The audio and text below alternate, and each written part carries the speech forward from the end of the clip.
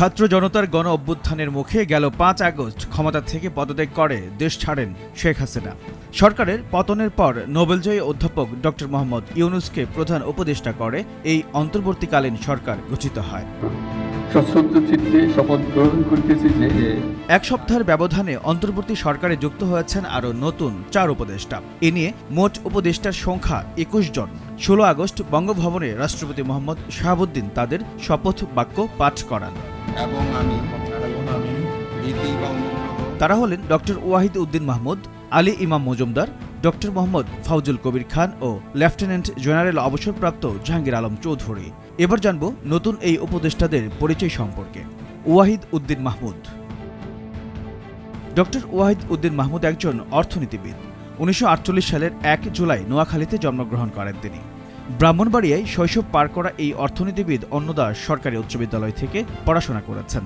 পরে ১৯৬৮ সালে ঢাকা বিশ্ববিদ্যালয় থেকে অর্থনীতিতে প্রথম স্থান অধিকার করে স্নাতক ডিগ্রি অর্জন করেন।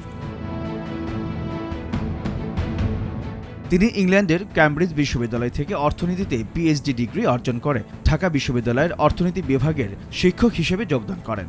পরে ২০১১ সালে অবসর গ্রহণ করেন তিনি। ১৯৯৬ সালে তত্ত্বাবধায়ক সরকারের অর্থ ও পরিকল্পনা মন্ত্রণালয়ের দায়িত্বে ছিলেন ড.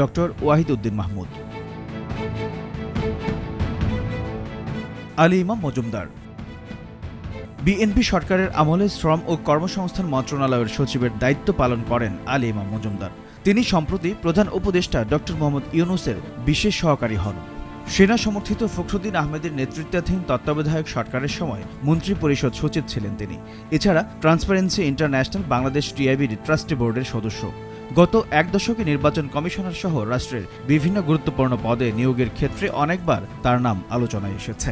আলী ইমাম মজুমদার ১৯৫০ সালে ভারতের ত্রিপুরায় জন্মগ্রহণ করেন। ১৯৬২ সালে তার পরিবার কুমিল্লায় চলে আসে। ড.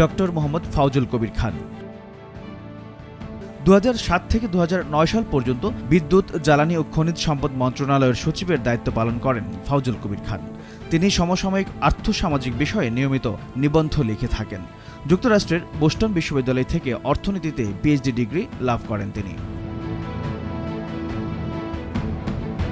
১৯৯২ থেকে ১৯৯৫ সাল পর্যন্ত সিঙ্গাপুর জাতীয় বিশ্ববিদ্যালয়ে অর্থনীতি বিভাগে অধ্যাপনা করেন। ১৯৯৮ সালে তিনি ইডকল প্রতিষ্ঠা করেন। ২০০৭ পর্যন্ত সেখানে প্রধান নির্বাহী হিসেবে দায়িত্ব পালন করেন। ২০০৯ সালে অবসর নেয়ার পর থেকে ২০১৪ পর্যন্ত তিনি নর্থ সাউথ বিশ্ববিদ্যালয়ে অর্থনীতি বিভাগে অধ্যাপনা করেন। তার বাড়ি চট্টগ্রামের সন্দ্বীপের হরিশপুর গ্রামে। লেফটেন্যান্ট জেনারেল অবসরপ্রাপ্ত জাহাঙ্গীর আলম চৌধুরী। সাবেক সেনা কর্মকর্তা লেফটেন্যান্ট জেনারেল জাহাঙ্গীর আলম চৌধুরী বাংলাদেশ সামরিক একাডেমির প্রশিক্ষক ছিলেন। পরে তিনি ইন্টার সার্ভিসেস সিলেকশন বোর্ডে গ্রুপ টেস্টিং অফিসার হিসেবে দায়িত্ব পালন করেন। তিনি জাতিসংঘের সামরিক পর্যবেক্ষক ও স্টাফ হিসেবে ৩টি ভিন্ন জাতিসংঘ মিশনে কাজ করেছেন। তার বাড়ি মুন্সিগঞ্জের সিরাজদি খানের কুসুমপুর গ্রামে। জাহাঙ্গীর আলম চৌধুরী ২০০৩ সাল থেকে ২০০৬ সাল পর্যন্ত তৎকালীন বিডিআরের মহাপরিচালক ছিলেন। এইচ এম নাহিয়ান, ভোরের কাগজ।